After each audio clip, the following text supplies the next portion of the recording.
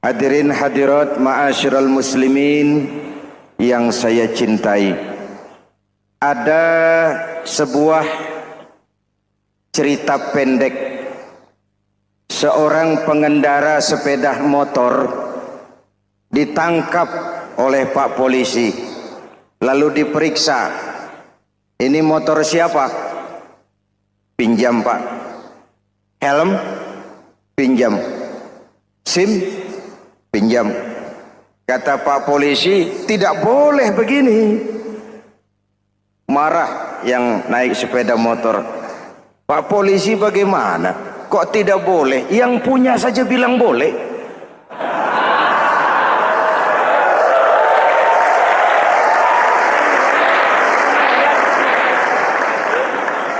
Cerita ini memberikan gambaran bagaimana masyarakat kita sekarang cenderung memboleh-bolehkan diri sendiri, melahirkan permissive society.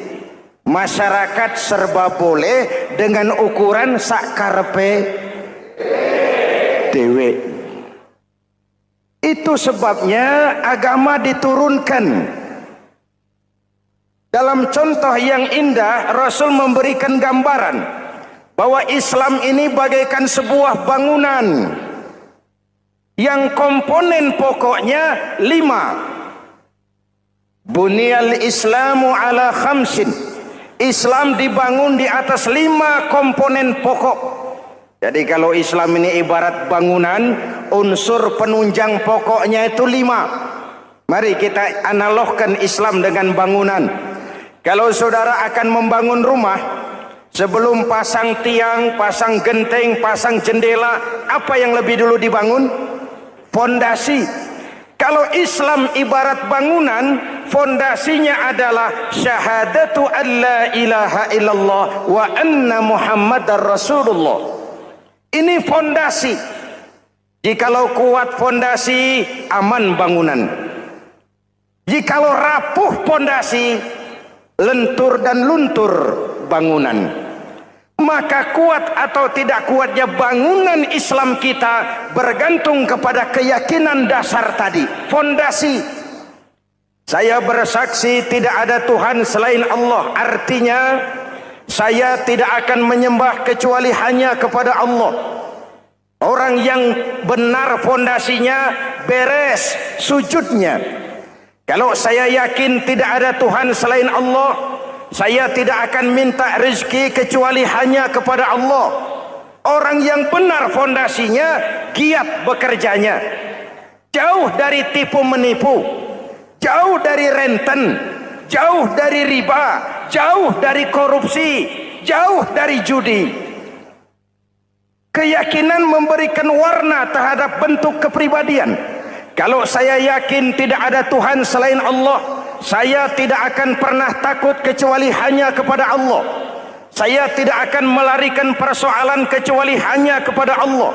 Saya tidak akan menggantungkan hidup kecuali hanya kepada Allah. Saya tidak akan minta tolong kecuali hanya kepada Allah. Meresap ke dalam jiwa. Untuk keyakinan seperti ini, orang-orang tua kita dahulu berlinang air mata, bersimbah darah, bahkan berkorban nyawa, melaksanakan hijrah untuk mempertahankan keyakinan. Ini intan paling mahal dan ini mutiara paling berharga. Zaman boleh berubah, tapi fondasi tidak boleh goyah. Masa boleh berganti, tapi fondasi jangan sampai mati. Karena iman kita hidup, untuk iman kita berjuang, dan dalam iman kita ingin kembali menghadap Allah Subhanahu. Masih ingat cerita tentang Bilal? Masih? Mengulang kaji saja. Bilal itu budak sahaya. Ketika masuk Islam, dipanggil oleh majikannya. Bilal, iya bos. Saya dengar kamu masuk Islam ya? Iya bos. Kok berani-beraninya kamu masuk Islam? Memangnya kamu budak siapa Bilal? Iya budak bos. Bos. Kamu kerja sama siapa? Sama bos. bos. Yang gaji kamu siapa? Ya bos. Nah, kamu kan ngerti Bilal, kamu budak saya, kamu kerja dengan saya, yang gaji kamu saya, yang beri makan saya. Kenapa kok beraninya masuk Islam padahal kamu belum saya kasih izin? Bos, bos boleh beli badan saya, tapi jangan mimpi bisa membeli jiwa saya. Tuhan boleh kuasai badan saya, tapi jangan mimpi bisa menguasai keyakinan saya. Saya memang benar Tuhan yang gaji, tapi kan saya digaji, saya kerja. Kerja itu kewajiban saya, gaji itu hak saya. Soal keyakinan, jangan ikut campur bos. Kurang ajar kamu Bilal. Biarin. Bilal, begini saja. Kalau kau mau meninggalkan keyakinanmu, meninggalkan Allah Tuhanmu, kau akan kami merdekakan. Tapi kalau kau tetap dalam keyakinanmu, kamu akan saya siksa sampai mati. Bagaimana? Jangan mimpi bos. Lebih baik mati berkalang tanah daripada hidup bercermin bangkai. Biar saya gugur membela keyakinan daripada hidup jadi penjilat menjual akidah. Itu prinsip.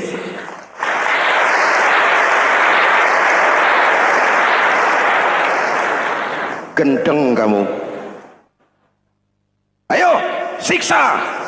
Tangannya diikat, dihimpit dengan batu berat, dijemur dengan terik matahari padang pasir, terkelupas kulitnya, mengalir darah dari sekujur badannya, pecah bibirnya.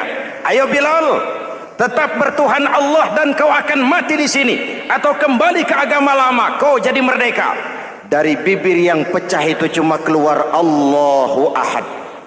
Bilal budak badannya, merdeka jiwanya, maka namanya ditulis dengan tinta emas dalam sejarah.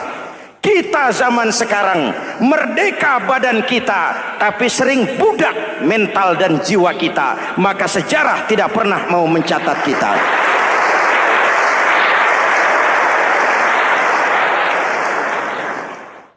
Ma'asyiral muslimin yang saya cintai, fondasi sudah. Lalu apa lagi? Mulai memancangkan tiang. Tiangnya 5. Ada tiang namanya zuhur, asar, maghrib, subuh, isya. Tetapi agar bangunan menjadi kuat, ada tiang-tiang tambahan. Namanya rawatib dan nawafil. Rawatib itu ba'diyah atau qobliyah, nawafil itu di luar itu. Agar bangunan menjadi kuat, dibentuk pribadi lewat sholat. Apa filsafatnya? Pertama, sholat itu simbol penyerahan total kepada Allah. Kita ini sudah kontrak. Innallaha astara minal mu'minina anfusahum wa amwalahum bi anna lahumul jannah. Allah telah membeli dari orang-orang mukmin diri mereka, harta mereka, bagi mereka adalah surga. Penjual kita orang beriman, pembeli Allah, dagangannya amwal dan anfus, harganya adalah surga. Jelas? Penyerahan total itu dimulai dengan takbiratul ihram. Shalli fardal isya, Allahu akbar. Arahkan mata ke tempat kita sujud. Jangan lupa kalau sudah di atas, lupa dengan yang di bawah. Sudah jadi genteng, petatang peteteng di atas. Lalu bilang, merasa capek sendiri, kata genteng kepada tiang. Tiang, kamu sih enak, kata genteng. Saya setengah mati di atas. Kehujanan, kepanasan, kadang-kadang anak-anak nakal saya disambitin. Kata tiang, saudara genteng, ngomong jangan sembarangan ya. Kamu kira kamu bisa nongkrong dan nangkring di atas, itu gara-gara siapa genteng? Kan saya yang sokong dari bawah. Kamu jadi pejabat tinggi, jadi anggota ini, anggota itu. Kami rakyat yang angkat, jangan sudah di atas kami ditekan. Jangan agama dijadikan topeng untuk kepentingan pribadi. Berpolitik untuk kepentingan agama, ayo. Tapi menjual agama untuk kepentingan politik, itu yang merusak agama.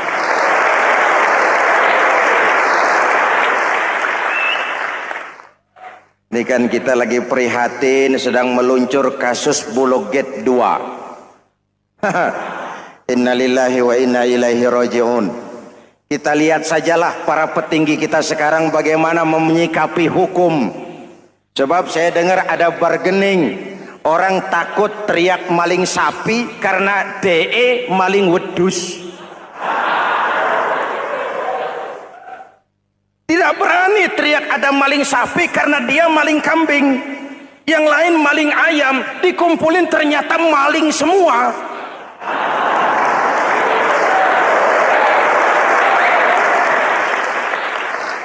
Hadirin yang saya hormati, ini melukai rasa keadilan. Oleh karena itu sholat mengajarkan kepada kita, dalam posisi berdiri, lihat tempat sujudmu. Jangan menteleng terus ke atas, lalu lupa dari mana kita berangkat. Itulah maknanya tawadhu, rendah hati, tidak melonjak angku dan sombong. Ada sebuah hadis Rasulullah bersabda, "Idza aradallahu biqaumin khairan." Apabila Allah menginginkan kebaikan kepada satu bangsa, apabila Allah menginginkan kebaikan kepada satu kelompok rakyat, walla alaihim khulama'uhum, maka yang naik jadi pemimpin adalah orang-orang yang santun, orang-orang yang lemah lembut, bukan orang yang menggunakan kekerasan dan tiran. Sedikit-sedikit main pecat, itu terlambat lahir. Mestinya lahir di zaman Hitler, mestinya lahir di zaman Benito Mussolini, atau kalau mau lebih klasik lagi di zaman Fir'aun. Kalau Allah menginginkan kebaikan kepada satu masyarakat, satu bangsa, satu negara, naiklah orang-orang yang santun, yang ngayomi, yang menjadi solusi dan jalan keluar untuk kepentingan rakyatnya, mampu memberikan keteladanan. Saya tertarik dengan pidato Presiden Cina pada saat dilantik. Cina, Presiden Cina pasti tidak tahu Pancasila, pasti tidak kenal Islam, tapi pidato pelantikannya, berikan saya 100 peti mati, yang 99 akan saya pakai buat koruptor, yang satu akan saya pakai sendiri kalau kamu lihat saya tidak benar. Luar biasa. Yang diperlukan sekarang ini keteladanan, hulama'uhum, sikap ngayomi, mencari jalan keluar, bukan memamerkan kekuasaan, memamerkan kekuatan, arogansi, menghormati perbedaan. Itu ciri demokrasi. Lalu waqadha bainahum ulama'uhum, yang memutuskan hukum adalah pakarnya, ulamanya, mengambil keputusan secara profesional sehingga rakyat beroleh apa yang namanya kepastian hukum, merasa hidup terlindungi, aman dan nyaman. Lalu yang ketiga, wa ja'alal mala fi askhiyaihim, peredaran harta, pergerakan ekonomi berada di tangan orang-orang yang pemurah, yang tidak mau kaya sendiri, tidak mau senyum di atas penderitaan orang lain, menari di atas bangkai saudaranya. Hadirin yang saya hormati, ini cirinya. Tapi sebaliknya kata Nabi, wa idza aradallahu biqaumin syarran, apabila Allah menghendaki kejelekan, keburukan bagi satu bangsa, walla alaihim sufaha'uhum, yang naik jadi pemimpin orang-orang durjana, orang-orang kurang ajar, tapi dipoles dengan topeng yang bagus. Hei, hei, ini musim topeng. Musim apa? Topeng. Topeng itu apa perlunya? Menyembunyikan wajah asli. Sekarang ini Dracula berwajah Arjuna. Ini musim topeng. Kita rakyat harus hati-hati dan punya filter, mampu memilah dan memilih. Walla alaihim sufaha'uhum wa qada bainahum juhaluhum. Yang memutuskan hukum, yang mengambil keputusan orang-orang bodoh. Wa ja'alal mala fi bukhalaihim. Peredaran harta, peredaran ekonomi jatuh di tangan orang-orang yang bakhil, yang tidak punya konsep menciptakan kemakmuran yang merata bagi seluruh rakyat Indonesia.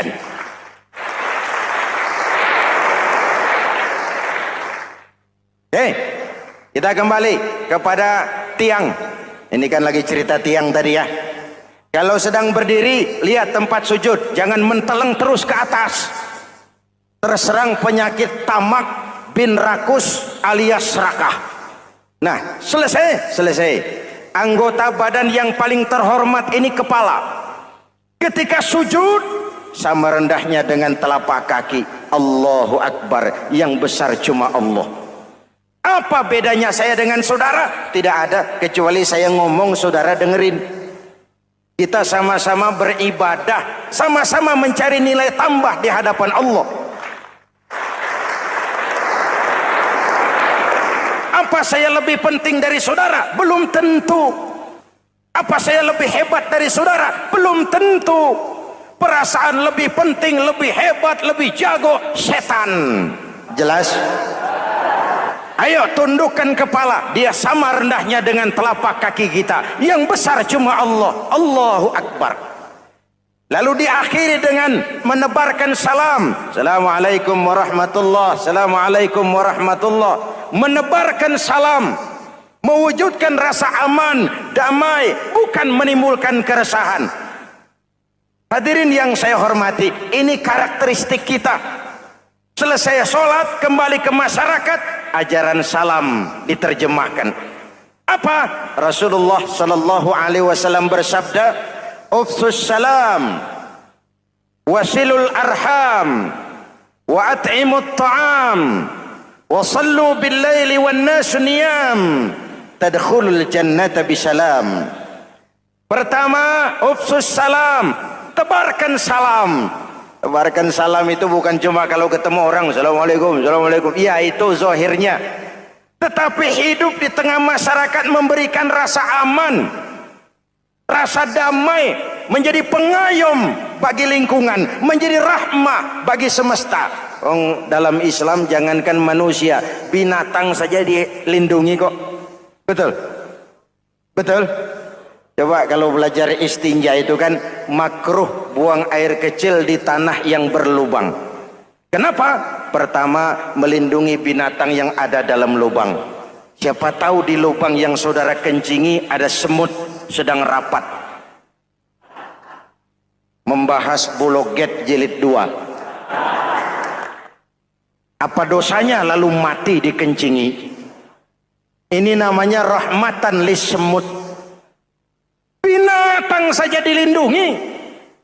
Ada hadis, kalau kamu menyembelih hewan, sembelilah dengan cara yang terbaik. Jangan menyembelih ayam dengan pisau tumpul. Ini ajaran apa? Ajaran tentang peri kebinatangan. Rahmatan, memberikan rahmah, salam, keselamatan dan kedamaian kepada masyarakat lingkungan. Itu misi seorang muslim.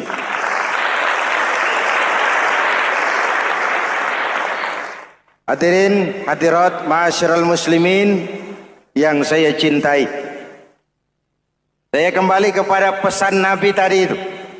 Pertama, ufsus salam, sebarkan salam. Sekarang ini kan yang banyak sebarkan isu, sebarkan fitnah, hancurkan nama baik orang, hantam orang di mana-mana. Padahal yang diajarkan ufsus salam, sebarkan perdamaian, bukan permusuhan. Cari kebenaran, bukan kemenangan. Lalu yang kedua, wasilul arham, sambungkan silaturahmi, tegakkan semangat kekeluargaan dan persaudaraan. Karena kita sudah diikat dengan tali akidah. Mari kita saling bertanya setelah lewat hari-hari yang dimana kita seperti saling berhadapan, seperti tercabut dari akar budaya kita sebagai bangsa. Semangat gotong royong, semangat kekeluargaan makin lentur dan luntur, dan perlu kita angkat kembali ke permukaan. Silul arham, sambungkan semangat silaturahmi. Wa at'imut ta'am, berikan makan orang-orang yang kelaparan. Mempunyai kepekaan dan kepedulian. Jangan menari di atas penderitaan orang, jangan tersenyum di atas isak tangis tetangga. At'imut ta'am, mempunyai kepedulian yang tinggi. Wasallu bil laili wan nasu niyam, bangunlah di keheningan malam ketika orang sedang tidur. Istilah saya, kalau mau telepon Allah, jangan lupa nomor teleponnya itu 44342. Jumlahnya 17. Zuhur, asar, maghrib, isya, subuh 44342. Jangan ragu-ragu, kalau angka cukup telepon sambung. Kalau angka kurang, hati-hati salah sambung. Pak, mau sambung yang lebih cepat bagaimana?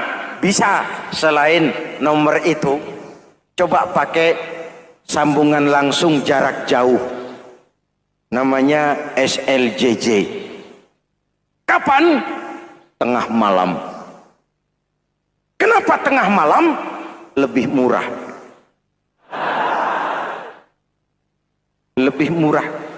Saluran kosong, telepon jarang yang pakai, orang banyak tidur. Wa minal laili fatahajjad bihi nafilatan lak asa ayyab'atsaka rabbuka maqaman mahmuda. Nun di keheningan malam, bangun. Seperti bapak-bapak, ibu-ibu sering bangun tengah malam ya Bu? Ya. Ngapain? Kalau bangun tengah malamnya sih saya percaya, cuma urusannya apa? Kira bangun tengah malam mau tahajud, malaikat sudah mau nulis, cuma buang air kecil, tidur lagi. Hampir salah tulis saya.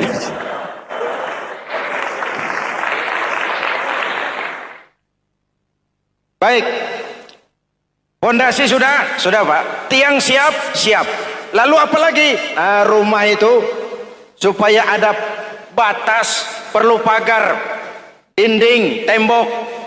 Yang jadi batas, dinding, tembok, puasa.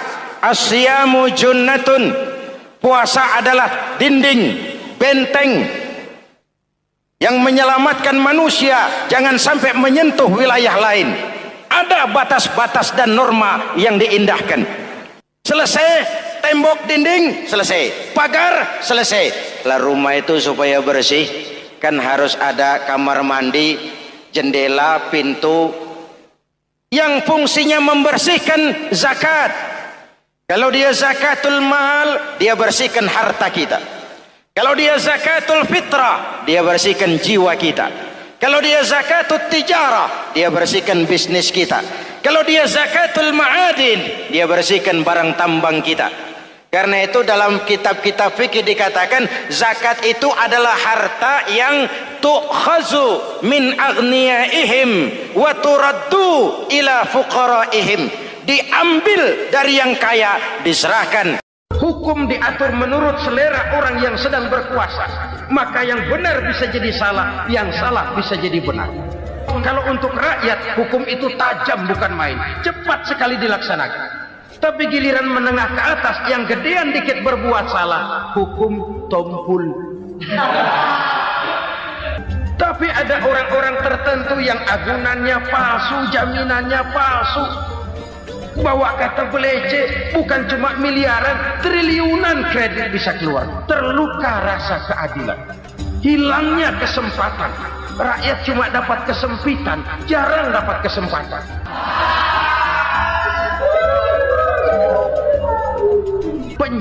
Penjara berdasi kepala botak yang menguras uang rakyat habis-habisan, enak saja melenggang dalam kehidupan ini. Makin terluka rasa keadilan rakyat. Wa ma hakamu bighairi ma anzalallah illa fasha fihimul faqru. Kalau hukum yang diterapkan sudah menyimpang dari keadilan yang diajarkan Allah, bertebaranlah kemiskinan di mana-mana. Assalamualaikum warahmatullahi wabarakatuh. Waalaikumsalam warahmatullahi wabarakatuh. Bismillahirrahmanirrahim. Alhamdulillahi rabbil alamin. Wassalatu wassalamu ala asyrafil anbiya'i wal mursalin Sayyidina wa maulana Muhammadin wa ala alihi wa sahbihi ajma'in, amma ba'd. Saudara-saudara kaum muslimin rahimakumullah, sebagai bangsa kita tengah menghadapi berbagai bencana, baik di bidang ekonomi maupun di bidang politik. Adalah potret kehidupan sehari-hari. Kita menyaksikan peristiwa-peristiwa yang memilukan dan memalukan. PHK terjadi di mana-mana. Pengangguran meningkat, harga-harga membumbung tinggi, daya beli rakyat semakin lemah. Sementara di bidang politik, kejadian-kejadian memberikan indikasi bahwa persatuan dan kesatuan kita sebagai bangsa dewasa ini tengah berada dalam ujian yang berat. Pada jumpa kita kali ini, tanpa bermaksud untuk mencari kambing hitam dari bencana yang kita hadapi, saya ingin menyampaikan sebuah hadis yang diriwayatkan oleh Imam At-Tabrani dari Ibnu Abbas bahwa Rasulullah sallallahu alaihi wasallam bersabda, khamsun bi khamsin. Ada 5 perkara yang dapat menimbulkan 5 macam bencana. Mari kita renungi hadis ini satu demi satu sebagai bahan introspeksi buat kita semua dalam menghadapi bencana yang tengah berlaku sekarang ini. Yang pertama, manaqasa qaumul ahda illa sullita alaihim aduwwuhum. Apabila suatu kaum sudah mengingkari janjinya, maka mereka pun akan dikuasai oleh musuh-musuh mereka. Sederhana saja nampak kalimat dalam hadis ini. Apabila orang sudah mengingkari janji, mereka akan dikuasai oleh musuh-musuh mereka sendiri. Dan musuh kita yang paling utama saat ini adalah kemiskinan dan kebodohan. Kenapa itu terjadi? Karena kita mengingkari janji kita sendiri. Di saat awal-awal berdirinya Orde Baru, kita pernah berjanji untuk melaksanakan Pancasila dan Undang-Undang Dasar 45 secara murni dan konsekuen. Kita berjanji bahwa kita akan menegakkan pemerintah yang bersih dan berwibawa. Itu semua pada permulaannya. Waktu demi waktu berjalan, kita lupa dengan janji yang kita ucapkan itu. Ketuhanan yang Maha Esa kita ucapkan, tapi kesetanan yang luar biasa yang kita lakukan. Kemanusiaan yang adil dan beradab yang kita dengungkan, tetapi kemanusiaan zalim dan biadab yang kita praktekkan.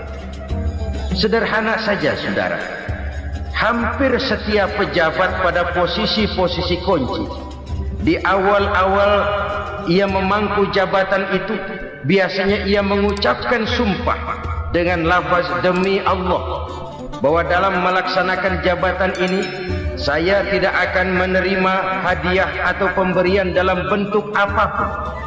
Itu pada permulaannya. Lama-lama rupanya hadiah itu asik juga, mulai diterima. Lama-lama dirasa kurang, mulai menagih. dan akhirnya terjadilah praktek yang disebut suap menyuap, semir menyemir, dan lain sebagainya. Kalau ini sudah menjadi kenyataan, bagaimana kita mau menegakkan pemerintah yang bersih dan berwibawa? Undang-Undang Dasar 45 menyatakan bahwa bumi, air, dan seluruh kekayaan negara dikelola oleh negara bagi sebesar-besar kemakmuran rakyat.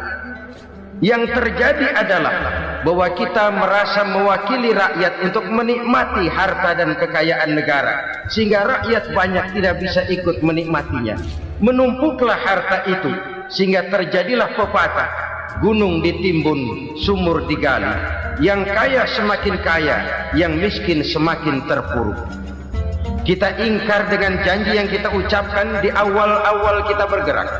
Kita ingkar dengan janji pada saat kita mengatakannya dengan menyebut nama Allah, dengan mempertaruhkan nama Tuhan, sehingga pada akhirnya jabatan pun mengalami tender. Sudah menjadi rahasia umum, orang mau jadi lurah mesti mengeluarkan uang, mau jadi camat mesti mengeluarkan uang, mau jadi wali kota, bupati, bahkan gubernur, itu ada pasarannya. Secara logika, kalau orang memperoleh satu jabatan karena banyak mengeluarkan uang, tentu pada saat ia mengeluarkan uang, ia sudah punya pemikiran, modal pasti pulang, modal pasti kembali. Kalau orang memperoleh suatu jabatan karena banyak mengeluarkan uang, maka langkah pertama yang dia lakukan setelah memangku jabatan itu ialah bagaimana uang bisa kembali, bagaimana modal bisa pulang. Kalau modal sudah pulang, pikiran berikutnya bagaimana supaya dapat untung. Lalu kapan mau bekerja untuk kepentingan rakyat? Itu nomor 18. Kemudian kalau ada proyek-proyek besar, pertanyaannya ialah bukan apakah proyek ini bermanfaat bagi rakyat, apakah proyek ini layak untuk diteruskan, tetapi yang jadi pertanyaan paling utama ialah bagian saya berapa duit dari proyek ini. Kita bisa lihat proyek, mega proyek lahan 1 juta hektar di Kalimantan Tengah, triliunan rupiah, dan proyek itu gagal. SD Impres bulan ini diresmikan, bulan depan retak. Jembatan-jembatan bulan ini gunting pita, bulan depan runtuh. Kita ingkar dengan janji. Kita berkata kita bekerja untuk kepentingan rakyat, tapi kita tidak pernah mengenal rakyat itu. Apabila suatu kaum sudah mulai mengingkari janji, maka mereka akan dikuasai oleh musuh-musuh mereka. Akibatnya tersusunlah barisan-barisan sakit hati yang makin lama makin menjadi bola salju, menggelinding membesar, dan kemudian terjadilah hal-hal yang tidak kita inginkan lagi. Apabila suatu kaum sudah mengingkari janji, maka mereka akan dikuasai oleh musuh-musuh mereka. Ini penyebab bencana yang pertama. Kita tidak konsekuen. Tadinya kita dengan lantang teriak-teriak berantas korupsi, ganyang korupsi. Pada waktu kita belum mendapat kesempatan. Setelah kita naik punya kesempatan, rupanya korupsi enak juga dirasa. Terjadi pergeseran nilai, orang luntur, kehilangan idealisme awal. Lalu untuk menghibur diri, menutup kesalahan, kita gunakanlah pepatah bahwa tidak ada gading yang tak retak, bahwa kita harus mikul dhuwur mendem jero. Itu semua cuma sebagai dalih agar kesalahan kita tidak dibicarakan orang lain. Padahal kita sendiri yang mengingkari janji. Kita yang keluar dari komitmen awal kita. Kita berjanji melaksanakan Pancasila dan Undang-Undang Dasar 45 dengan murni dan konsekuen. Kita berjanji untuk menegakkan pemerintah yang bersih dan berwibawa. Namun dalam kenyataannya itu tidak kita laksanakan dengan sebagaimana mestinya. Kita bergeser, kita mengalami proses degradasi, peluncuran nilai, dan akhirnya terbentuklah barisan-barisan sakit hati yang semakin lama semakin membesar itu. Kita harus introspeksi. Memang kalau zaman sedang susah, biasanya kambing hitam laris, tukang kompor gentayangan. Itu dari dulu selalu mencari kambing hitam. Karena itu kita tidak bicara orang, kita tidak bicara siapa yang salah, kita bicara sistem, dan sistem itu bisa mengena siapa saja. Kalau orang sudah mulai mengingkari janji, bergeser dari komitmen awal, itu sudah mulai ya mengalami proses peluncuran, proses degradasi. Ini penyebab yang pertama. Kita tidak lagi konsekuen bahwa bumi, air, sumber daya alam adalah milik negara, dikuasai oleh negara, digunakan bagi sebesar-besar kemakmuran rakyat. Ternyata rakyat yang makmur itu tidak merupakan gambaran yang menyeluruh dari rakyat kita. Undang-undang dasar kita menganut ekonomi kekeluargaan, tapi yang kita praktekkan adalah ekonomi keluarga. Kalau bukan keluarga nggak dapat proyek, kalau bukan keluarga nggak dapat macam-macam. Kekeluargaan kita rubah menjadi keluarga, timbullah penyakit nepotisme. Kita bergeser, kita ingkari janji, dan kita anggap kita atasnamakan rakyat. Rakyat cuma sekedar jadi adres, rakyat cuma sekedar jadi alamat, tetapi kehidupan mereka tidak banyak berubah dan tidak banyak terangkat. Kaum muslimin rahimakumullah, ini penyakit yang pertama, penyebab bencana yang pertama. Yang kedua kata Nabi, wa ma hakamu bighairi ma anzalallah. Apabila hukum yang diterapkan sudah tidak lagi bersumber dari hukum Allah, illa fasha fihimul faqr, maka akan bertebaranlah kemiskinan di mana-mana. Ini artinya apa? Apabila hukum tinggal sebuah stempel, apabila hukum sudah diatur menurut kepentingan, apabila hukum sudah tidak lagi ditegakkan secara adil, maka kemiskinan merambah di mana-mana. Hukum diatur menurut selera orang yang sedang berkuasa, maka yang benar bisa jadi salah, yang salah bisa jadi benar. Hukum dalam kenyataan hidup berlaku seperti pisau. Pisau itu kan saudara lihat, yang namanya pisau dimanapun itu tajamnya ke bawah, ke atas tumpul. Kalau hukum itu kalau untuk rakyat, hukum itu tajam bukan main, cepat sekali dilaksanakan.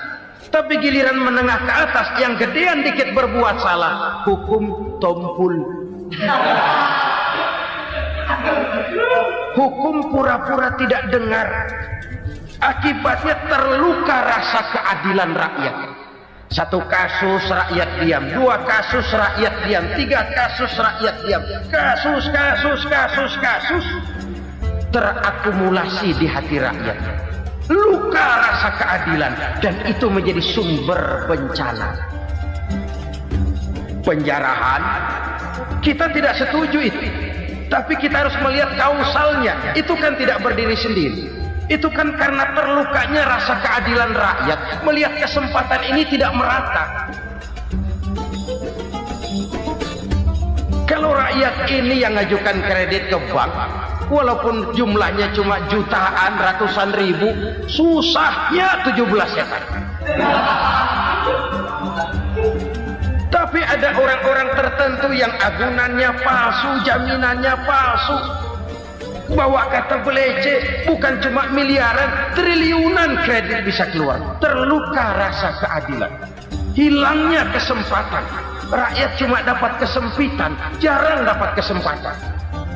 Dari lukanya rasa keadilan ini, memang ya entah lipstik, entah basa-basi, dibentuklah tim ini, dibentuklah badan pengawas ini, dibentuklah tim ini. Kalau membentur tahu, hancur tahu. Tapi kalau tim yang dibentuk membentur karang, bukan karangnya yang hancur biasanya, timnya yang bubar. Kenapa? Yang dibentur batu karang yang sangat keras. Kita main-main dengan hukum, Kita tidak konsekuen dengan hukum. Luka rasa keadilan dan itu terakumulasi. Edi Tamsil, rakyat tahu, terakumulasi. Menguap begitu saja. Kasus-kasus lain rakyat tahu, menguap begitu saja. Ketidakadilan terakumulasi, mengendap di hati rakyat, menunggu ledakan. Pada saat sumbu meledak, rakyat tidak bisa dibendung lagi. Oke, kita tidak setuju dengan penjarahan, tapi jangan melihat itu sebagai peristiwa yang berdiri sendiri. Kenapa itu terjadi? Kausalnya kenapa? Oke, kita tidak setuju memang, tapi yang dijarah oleh rakyat kan memang cuma untuk perut. Yang dijarahkan beras, yang dijarahkan televisi, yang dijarahkan kulkas yang masih bisa dihitung, yang memang real untuk kebutuhan rakyat. Penjara berdasi kepala botak yang menguras uang rakyat habis-habisan, enak saja melenggang dalam kehidupan ini. Makin terluka rasa keadilan rakyat. Apabila hukum yang diterapkan sudah menyimpang dari keadilan yang diajarkan Allah, fasyafihimul fakru, bertebaranlah kemiskinan. Aneh, memalukan, memilukan. Sebuah negara agraris yang katanya pulaunya hijau royo-royo, gemari palau jenawi toto tentem kertora harjo, yang tahun 93 pernah mendapat penghargaan dari FAO, Badan Pangan Sedunia, sebagai negara yang berhasil dalam swasembada pangan. Sekarang ini kita terpaksa betul beli beras dari Vietnam, beli beras ke Kamboja, beli kedelai dari Kamboja.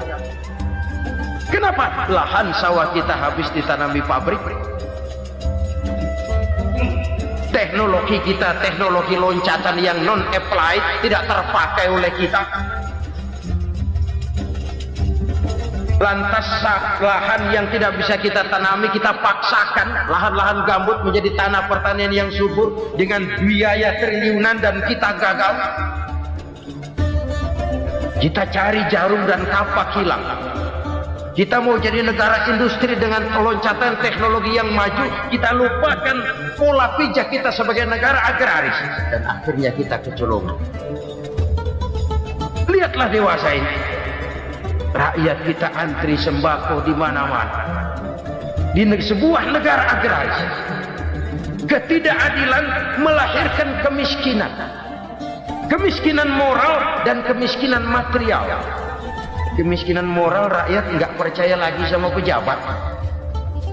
Rakyat mengalami krisis figur. Orang, alah lu ngomong dah sama ember.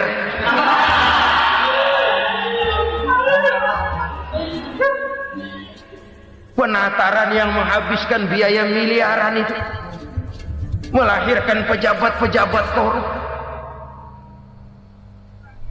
Pengawasan yang menghabiskan biaya miliaran itu ternyata impoten, mandul. Kemiskinan moral. Jujur saya berkata, saudara-saudara, setelah pintu reformasi dibuka, itu yang masuk memang macam-macam. Ada yang memang punya tujuan murni, konsekuen, dan punya konsep. Ada yang nunggu di tikungan, begitu mobil lewat nyamber pintu, berangkat ikut reformasi.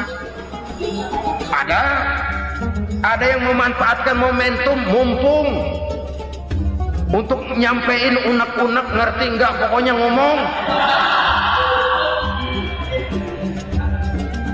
Sehingga keadaan semakin rancu, kebingungan semakin menjadi-jadi, masalah yang paling urgen tidak terselesaikan. Sekarang ini orang berpikir mendingan jadi pala ular daripada jadi buntut macan. Buntut macan memang hebat macan, tapi kalau buntutnya cuma ugel-ugel di belakang buat apa? Mendingan jadi pala ular, kecil juga nyaplok. Artinya ya biar kecil juga, kalau punya partai kan gagah. Lalu rame-rame bikin partai kayak bikin arisan. Orang makin mengalami dislokasi. Semua mau jadi pahlawan, semua mau nomor satu, semua ngomong. Iya kalau bidangnya, kalau bukan makin rancu. Marilah lewat kesempatan ini saya mengajak kita untuk tahu diri. Biarkan politisi ngomong politik, biarkan ekonom menata ekonomi, biarkan praktisi bicara soal hukum, biarkan rakyat munajat, istighfar, mohon pertolongan Allah. Tahu diri kita. Kalau memang ayam, kukuruyuk aja dah. Kalau memang kucing, ayo ngeong. Kalau kambing, silahkan ngembe. Udah tahu ayam, ngeong bunyinya. Suaranya palas, orang nggak ngerti, bingung, makin menjadi-jadi. Ibarat kesebelasan sepak bola bangsa kita sekarang ini, rame-rame mau bikin gol, kiper ikut nyerang sekarang. Memilukan dan bahkan memalukan. Wa ma hakamu bighairi ma anzalallah illa fasha fihimul fakru. Kalau hukum yang diterapkan sudah menyimpang dari keadilan yang diajarkan Allah, bertebaranlah kemiskinan di mana-mana. Coba sekarang ini, yang punya duit bingung, apalagi yang kagak punya duit. Yang pengusaha gede ngeluh, apalagi yang pengusaha pas-pasan. Yang kagak punya beras, yang punya beras saja masih bingung, apalagi yang nggak punya beras. Ini sudah demikian merata. Dulu kita kagum mendengar konglomerat kelas, wadah. Kelas-kelas yang seakan-akan cuma ada dalam khayalan mereka, punya kekayaan miliaran dolar, triliunan. Sudahlah, seolah-olah nggak terjangkau sama kita. Weh, ternyata yang gede-gede itu juga gede utangnya.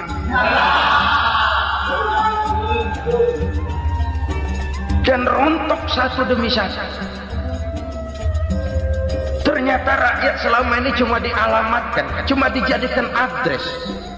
Rakyat yang tidak banyak ngerti persoalan ini harus menanggung hidup ini begini berat, harus menanggung beban hidup ini begini tinggi, daya beli semakin lemah, semakin terpuruk dan terpuruk, sedang keadaan belum juga banyak berubah. Yang hutang sama luar negeri itu kan bukan rakyat kecil, Ciano. Yang banyak nyimpen dolar juga kan Ciano. Rakyat kecil bocah kampung mah jangankan nyimpen dolar, ngelihat juga tumben. Kemana kita mesti bercermin? Sekali lagi saya mengatakan maaf, kita tidak bermaksud mencari kambing hitam. Karena itu kita tidak bicara orang, kita bicara sistem, kita bicara keadaan. Beginilah yang dikatakan Nabi, penyebab timbulnya bencana, hukum yang ditegakkan tidak lagi berorientasi kepada keadilan, tapi berorientasi kepada kepentingan. Akhirnya bentuk hukum seperti pisau, tajam ke bawah, tumpul ke atas. Hukum cuma buat rakyat kecil, tetapi kelompok menengah ke atas kadang-kadang kebal dari perlakuan hukum. Maka bertebaranlah kemiskinan. Iya, kemiskinan moral berupa lukanya rasa keadilan. Kalau rasa keadilan terluka, orang kan nunggu kesempatan, saudara. Iya, dia nggak bisa ngomong, iya dia nggak sanggup action, iya dia nggak bisa tunjuk rasa, tapi hatinya kan kapan ada kesempatan, kapan ada waktu, tunggu. Hatinya mesti begitu. Sehingga begitu ada kesempatan, terjadilah hal-hal yang tidak terhindarkan. Dan itu ekses, bukan reformasi. Jangan seperti sebuah dialog saya dengan seorang abang beca. Saya bertanya, bang, ya, abang tahu nggak reformasi? Tahu, Ustaz. Apa? Pembakaran. Terus penjarahan, lalu perkosaan. Itu reformasi. Itu yang saya lihat. Itu yang dia lihat. Saya tentu tidak menyalahkan abang beca kita, karena memang itu yang dia lihat dan sejauh itu wawasannya. Tapi ini indikasi bahwa banyak rakyat kita yang belum bisa menggunakan kebebasan secara bertanggung jawab. Padahal kebebasan tanpa tanggung jawab tirani. Sebuah contoh gampang-gampangan. Saya beli radio, saya setel di kamar saya, lalu saya bilang, ini radio gue.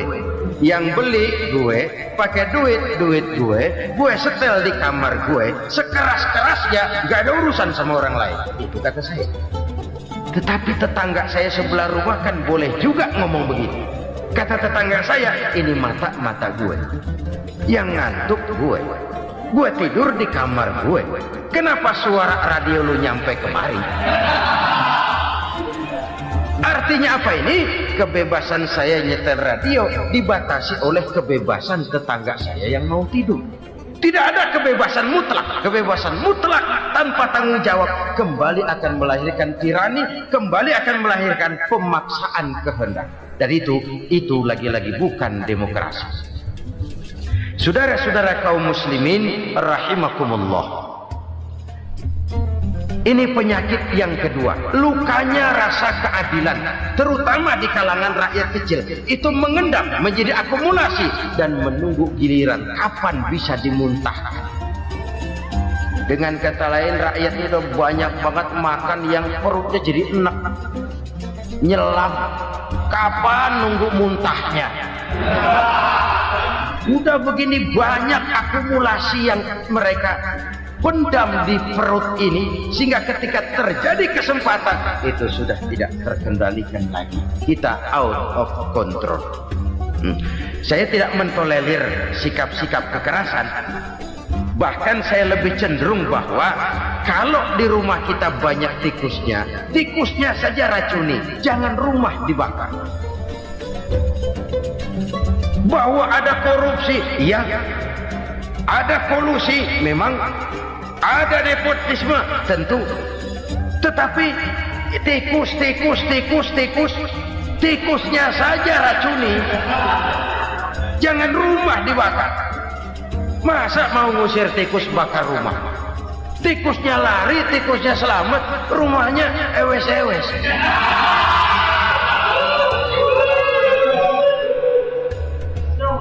Tikus selamat, rumah nggak punya, masalah nggak terselesaikan dengan sebagaimana yang kita harapkan. Kita sepakat ini negara hukum, dan di hadapan hukum semua manusia itu sama. Itu prinsip yang diajarkan Allah. Al-musawat bainan nas fi takalifil ahkam. Semua manusia sama dalam berhadapan dengan hukum Allah Subhanahu wa taala. Kalau hukum sudah pandang bulu, itu jelas yang enak yang banyak bulunya. Siapa yang banyak bulunya? Monyet. Kalau hukum pandang bulu, monyet keenakan.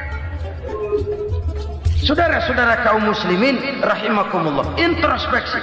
Mari kita bercermin bagaimana perjalanan hukum selama ini. Kalau introspeksi ini kita temukan, lalu ada upaya untuk memperbaiki diri. Jangan menggunakan tak ada gading yang tak retak, mikul duwur mendem jero untuk menutup-nutupi kesalahan orang. Padahal kesalahan itu sedemikian besar. Padahal rakyat kita tiap hari antri sembako. Ada yang sehari sekali makan, ada yang makan sudah bercampur tiwul, ada yang nasi sudah dicampur pisang, balik jadi orok lagi. Macam-macam upaya rakyat untuk menangsal perut ini. Lalu rakyat ditenang-tenangkan, lebih baik puasa Senin Kemis sambil menghadapi krisis ekonomi. Kenapa rakyat yang disuruh puasa? Kenapa bukan pejabatnya yang puasa lebih dulu untuk kemakmuran rakyat?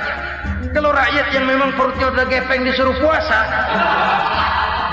makin krempeng perutnya. Artinya pejabat harus punya sense of politics. Ya, tidak ada. Puasa itu kan tidak cuma Senin Kemis saja. Puasa itu puasa perasaan, puasa menghargai perasaan yang sedang kondisi yang sedang dihadapi oleh rakyat.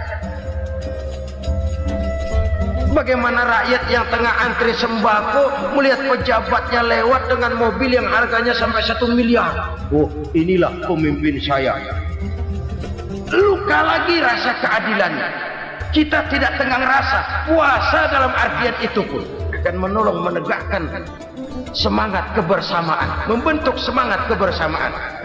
Saudara-saudara kaum muslimin rahimakumullah, penyebab bencana yang ketiga dikatakan oleh baginda Nabi,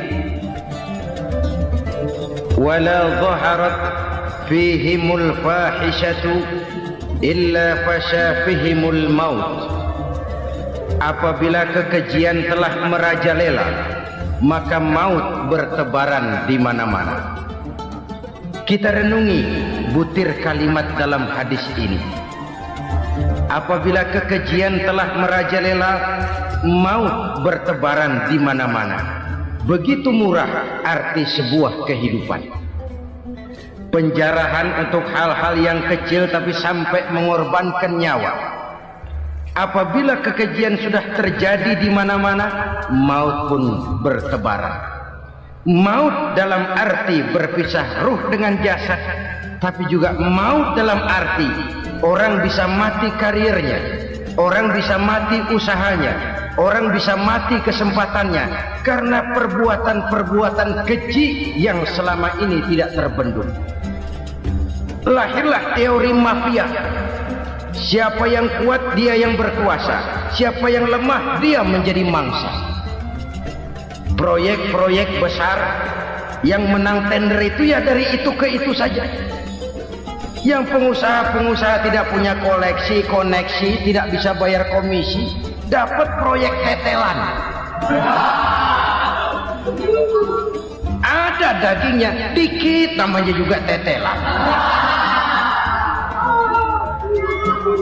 Dagingnya sudah habis disantap oleh meja. Sekian puluh meja dilalui, sekian puluh amplop dikeluarkan. Sehingga yang akhirnya ya tinggal tetelan itu tadi.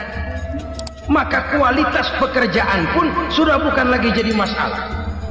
Demikianlah mafia-mafia ini bermunculan di mana-mana. Di pengadilan terkenal mafia pengadilan. Hukum bisa dibeli, hukum bisa dipesan menurut kebutuhan sponsor. Mafia peradilan, mafia politik, mafia ekonomi, bahkan mafia agama yang menggunakan agama sebagai kedok, menggunakan agama sebagai dalih, menggunakan agama sebagai topeng untuk melancarkan maksud-maksud politiknya pun tidak tertutup kemungkinan. Apabila kekejian telah merajalela, maut bertebaran di mana-mana. Korupsi, kolusi, nepotisme itu bagian dari kekejian. Kita selama ini kalau mendengar maksiat, itu yang terbayang cuma judi, mabuk, zina. Ya itu maksiat. Tapi korupsi, kolusi, nepotisme itu juga maksiat dalam bentuk lain. Kalau ini sudah bertebaran, maka maut terjadi di mana-mana. Jangan bayangkan cuma mati orangnya, itu sih kewajiban. Yang menyakitkan itu orangnya masih hidup tapi dibikin mati, karirnya mati.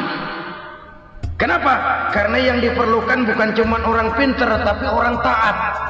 Biar pinter, kalau nggak taat minggir. Biar bodoh, kalau taat bisa nyenangin atasan, bisa nyemur.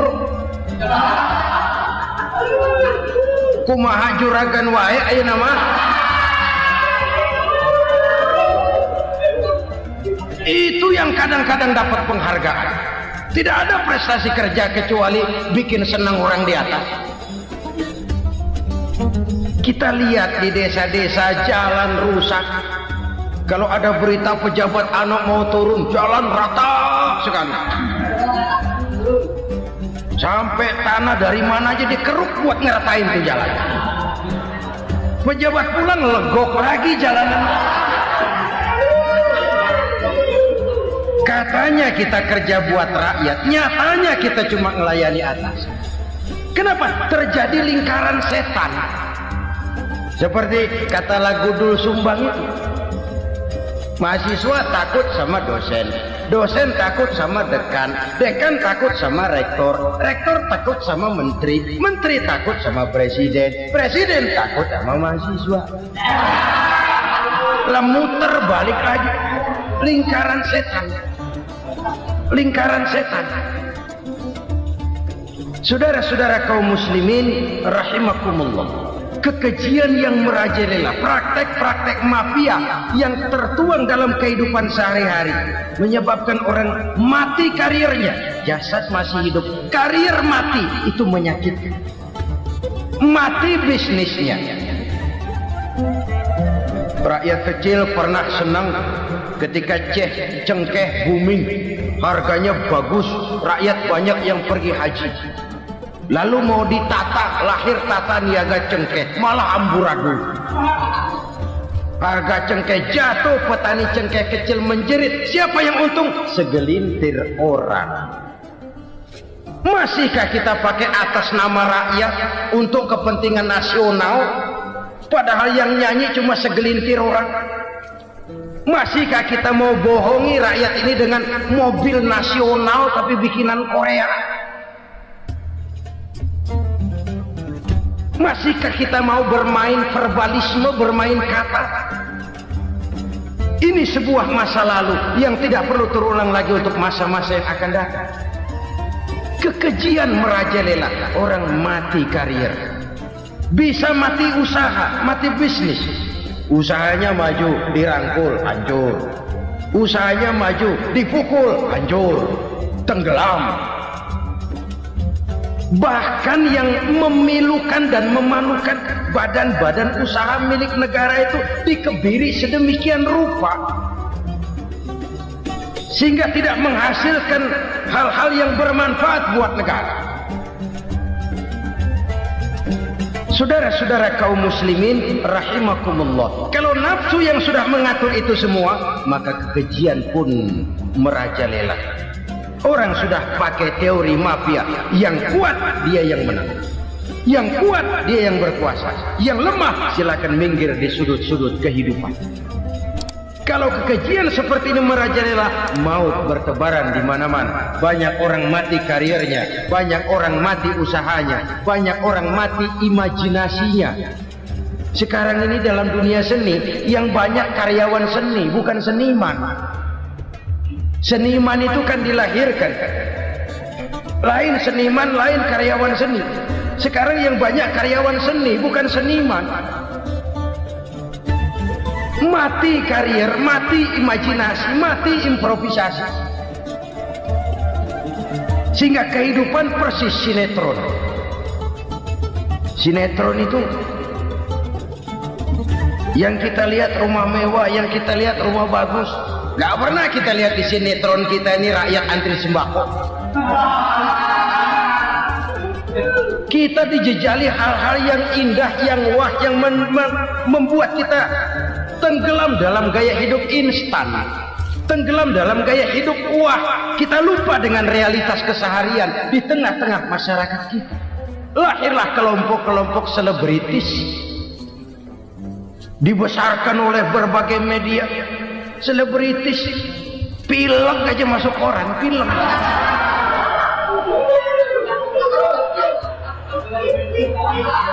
Rakyat yang pingsan antri beras nggak masuk koran. Rakyat yang semaput antri minyak nggak masuk koran. Selebritis panok masuk koran.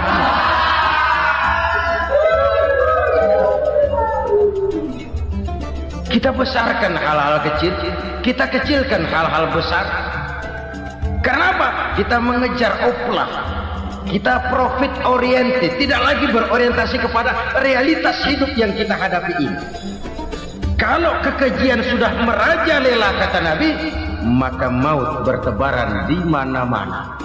Maut dalam artian maut, coba lihat sekarang begitu murah nyawa. Karena 1000 perak orang mau nusuk bunuh.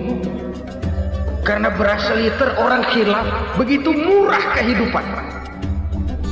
Tapi kekejian dalam bentuk korupsi, kolusi, nepotisme, kekejian dalam bentuk itu mematikan karir, mematikan bisnis, mematikan imajinasi, mematikan kreativitas. Itu juga maut dalam bentuk lain akibat kekejaman lain. Ini penyebab yang ketiga. Yang keempat, Penyebab bencana menurut baginda Rasul, wala tuffiful mikyala illa muni'un nabat. Apabila timbangan sudah dicurangi, maka tercegahlah tumbuh-tumbuhan. Apabila timbangan sudah mulai curang, maka terjadilah musim paceklik. Apabila bisnis sudah bergaya mafia tadi itu, kecurangan-kecurangan terjadi, tender di balik pintu, yang dimenangkan cuma kelompok-kelompok yang bisa memberikan presentasi yang besar, muni'un nabat, terjadilah paceklik.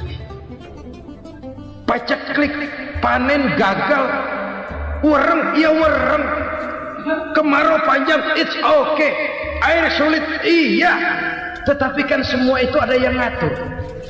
Kemarau ada yang ngatur, belalang itu ada yang ngatur, air itu juga ada yang ngatur.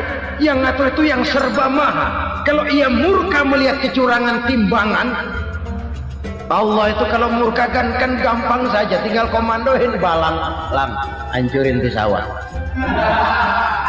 Konvoy belalang, konvoy. Allah tinggal ngutik angin El Nino, mampir lo ke Indonesia. Hujan nggak turun-turun, kemarau panjang. Jadi kalau musim kemarau kan namanya anginnya El Nino. Kalau musim hujan anginnya namanya La Nina. Cakep namanya, kejem orangnya. Saudara lihat Cina sekarang sedang kena La Nina, banjir besar, ribuan orang meninggal. Dia mah ribuan mati kagak berasa, rakyatnya miliaran. Bangladesh lagi ngalami La Nina, India lagi ngalami La Nina. Angin, hujan, kemarau, belalang itu kan ada yang ngendaliin. Kuncinya bukan di belalangnya, kuncinya bukan di peredaran matahari berputar, kuncinya di atas yang mengatur semua itu. Kalau timbangan sudah mulai curang, pengusaha sudah nggak mau jujur, apa enggak bikin perut jadi mual. Begitu rakyat antri sembako pingsan nggak dapat beras, sementara beras ditumpuk-tumpuk sampai membusuk. Kemana hati nuraninya? Kemana akal pikirannya? Kemana mereka yang berbuat atas nama rakyat tapi melihat rakyat susah tidak tergerak hatinya? Saudara-saudara kaum muslimin rahimakumullah, sekian dulu jumpa kita kali ini. Mudah-mudahan yang saya sampaikan dari hadis riwayat Imam Tabrani ini menjadi bahan introspeksi buat kita semua. Tidak akan seorang muslim jatuh dua kali di tempat yang sama. Semua merupakan pelajaran untuk kita jadikan introspeksi guna menata hari esok yang lebih baik daripada hari ini. Reformasi harus terus berlanjut, tidak bisa dan tidak perlu dikendalikan, tapi harus tetap dengan landasan akhlakul karimah sesuai dengan budaya kita sebagai bangsa. Terima kasih atas perhatian saudara, mohon maaf atas segala kekurangan. Jumpa lagi lain kesempatan insyaallah.